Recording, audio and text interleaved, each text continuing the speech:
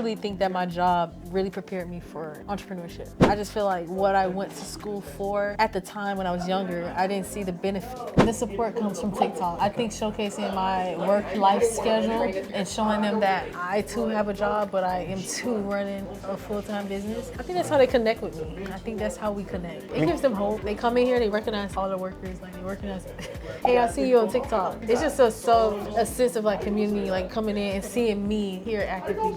Because this isn't my first business. It's more like my 8th. Okay. The matcha that you guys been trying is from the harvest of 2025, and now we're moving into the harvest of 2026. So usually the first batch of the matcha is the highest quality. So you fund the business through your career, or is it at this point, does the cafe allow you to be able to fund the employees you currently have? When we started out, I was paying them out of my pocket because when you start a business, you have to spend some to make some. I mean, she started with nothing, guys, used her own cash, grinded, still has a full-time career. Originally, she was using her own money to fund the employees that are in here, and now she's got to the point where the community likes the concept enough, likes her enough to support her business.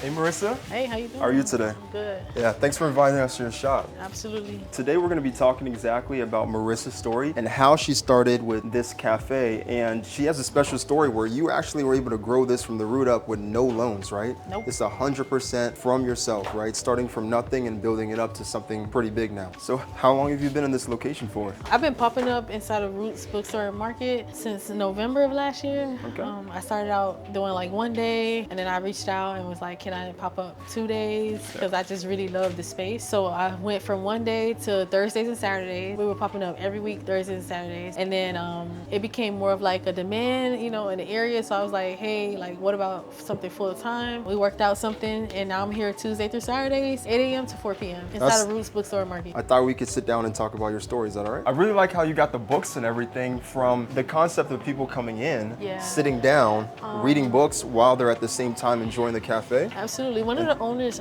Cam, he's really good at, he does all of the layout of the bookstore. He chooses how he wanted design and where he want the things to go. So he's very particular about that. He takes a lot of pride in his book place and how the bookstore looks on a day in and day out basis. Yeah, especially in 2026 when everybody seems to be like online. It's a really cool aspect to bring everybody back in. It's like a community, right? Absolutely. And you mentioned a little bit earlier that your whole goal is to have a space to where people can connect, bring people back in. Absolutely. Right? I've always wanted like a co-working space, just even for myself. I always wanted to be able to go to a space in my community where I feel safe and welcome to sit down and do work, even create content, edit videos, do what I have to do, grab a bite, support a local business, grab a book. I've always wanted that, and that's just something that Liberty City just didn't have until Roots planted themselves here. And I'm guessing, you know, you didn't come from money, right? And neither did I, all right? I've showed my story a long time ago about how I got started. Okay. So having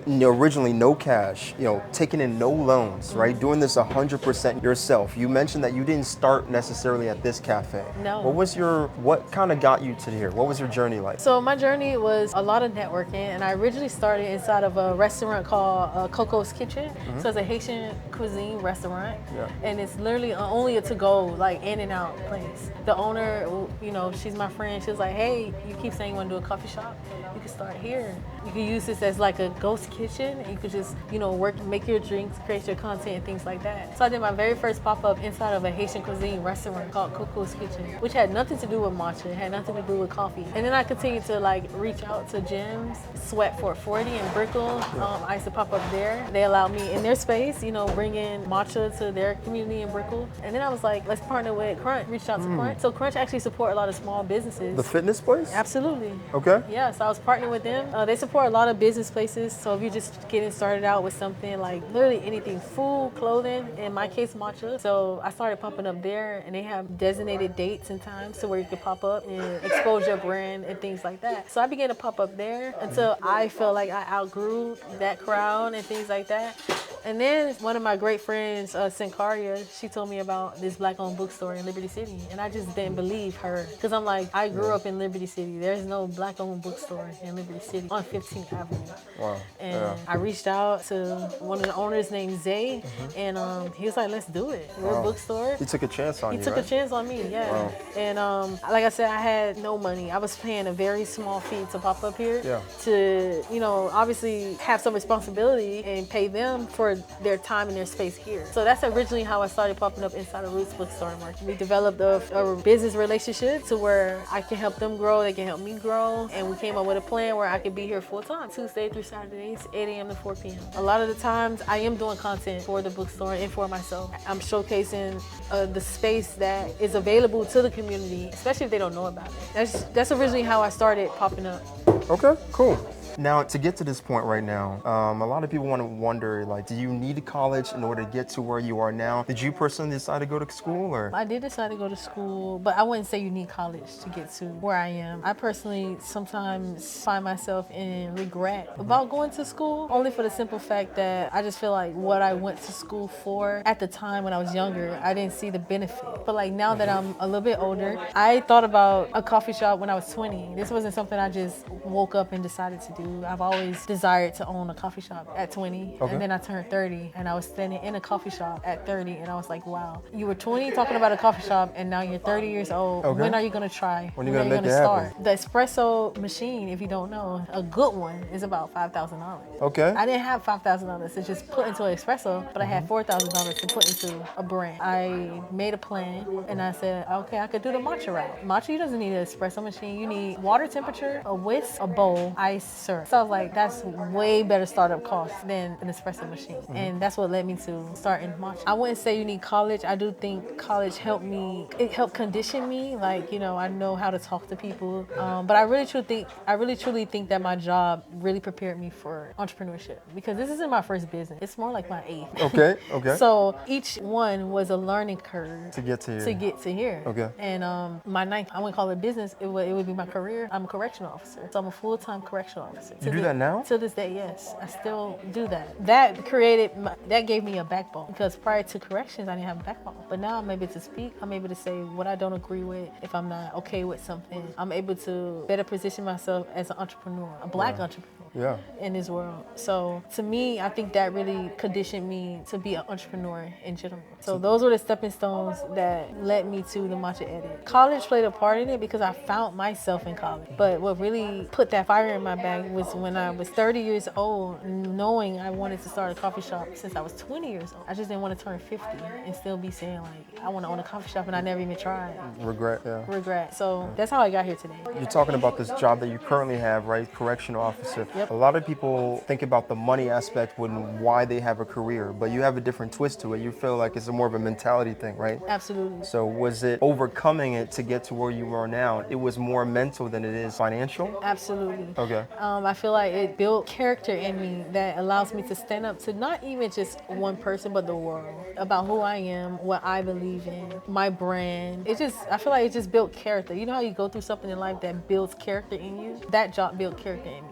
Where you are now, I see here you have a couple people working with you, right? Yep. At the cafe shop. So if you were to break it down, just for people who are watching who want to start their own business, right? Okay. Now, are they working, while you're working as a correction officer, are your employees, are they here working? Absolutely. Okay. That's how I am able to operate. So you fund the business through your career, or is it at this point, does the cafe allow you to be able to fund the employees you currently have? When we started out, I was paying them out of my pocket, because when you start a business, you have to spend some to make some. Yeah. So yeah, I was making the money, but I had to push it right back out into the business. And again, I had no loan. Now I have to work more overtime to cover the overhead of my own business, which is from my personal financial freedom, is what I like to call it. Now we're in a better space financially, the Matcha Edit, to where the Matcha Edit can pay employees to be here full time. You know, a lot of people, they want to rush to it, right? Like people want to like have a business now, right? They finish college and they think, oh, I'm just gonna start this huge business. But really, the reality is that unless you want a loan, which a lot of loans nowadays is gonna be super high interest rate, right? Absolutely. Sometimes you just wanna grind it out. We're in the same boat. You know, I had a full-time job for years until I was able to do this full-time with my property management company. Like I was literally working 45 hours a week, plus I had a housekeeper at the home that was helping keep an eye on it, right? Wow. And I was funding it. I was putting money right back into it. Yeah, you're making me spend it. Yeah, and the only way I got to where like I could quit my job was I was able to get a loan eventually, right? Talking about that and talking about like where you see yourself 2 years from now, would you someday like to get a business loan to be able to take it to the next level, or where do you see? Absolutely. I would love, a loan that can just help me expand. I feel like I have like a very clear vision of my business, and some people need 100,000 to achieve that. To me, I'd be like, listen, I'm grateful for anything because I know whatever I get, I'm gonna flip that,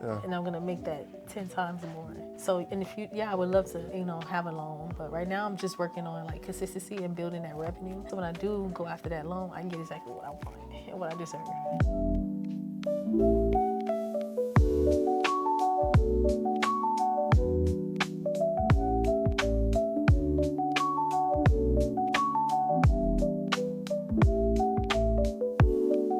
One really cool thing I like to highlight about the matcha edit is like our Japan isn't sourced from like Amazon or anything like that. We get it from Japan. So I work really closely with a very small farmer, and he's very, I would call it ambitious. Like he loves to promote that his harvest is like yearly. He doesn't mass produce matcha.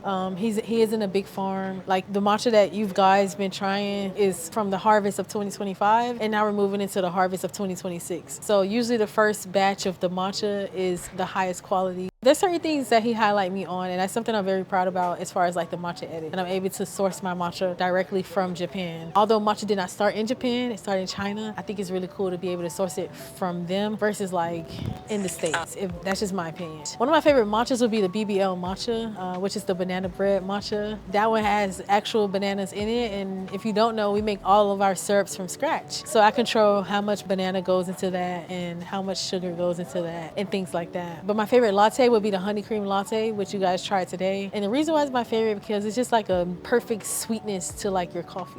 It has honey in the espresso shot. That's what it's sweetened with. The espresso bean is a good quality espresso bean. I'm not gonna say where I get those from. And then our honey cream that goes on top is a velvety cream that mixes and blends into your latte. That to me is my favorite drink. I drink it literally every single day. So Roots is a new and a used bookstore. So a lot of books in here are either new or they were donated, which make them used. And then they have a lot of local authors from Miami, like literally in the city. Their books are represented in the bookstore. And as an author, I think that's really cool.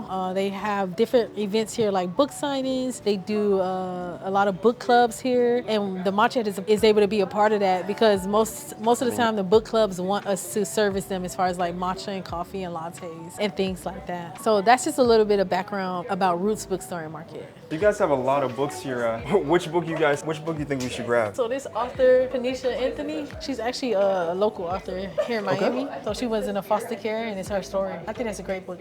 Wow. Yeah, let's try it. Let's try it. So you've done a lot of things with the community here, right? And everything. So would you say that a lot of your support from the customers that you have, is it from like people who are seeing you on TikTok, or is it just people driving by? Like where's your support come from? The support comes from TikTok. I think showcasing my work-life schedule and showing them that I too have a job, but I am too running a full-time business. I think that's how they connect with me. I think that's how we connect. The same thing, like how are you doing this? Like how are you working full-time and doing this? And it makes them think like, well, if you can do that, I can probably do that too. It gives them hope. They come in here, they recognize all the workers, like they recognize, hey, I see you on TikTok. It's just a sense of like community, like coming in and seeing me here actively versus just like never seeing the person.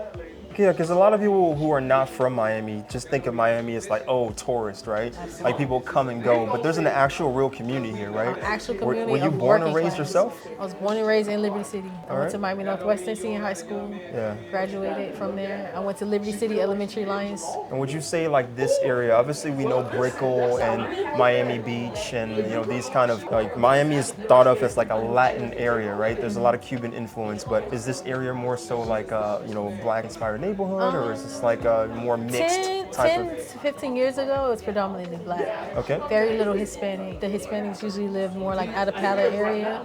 But in Liberty City, it was predominantly black. Now, in 2026, the demographics is slowly changing with the condos being built and things like that. So it's pretty much a mix now.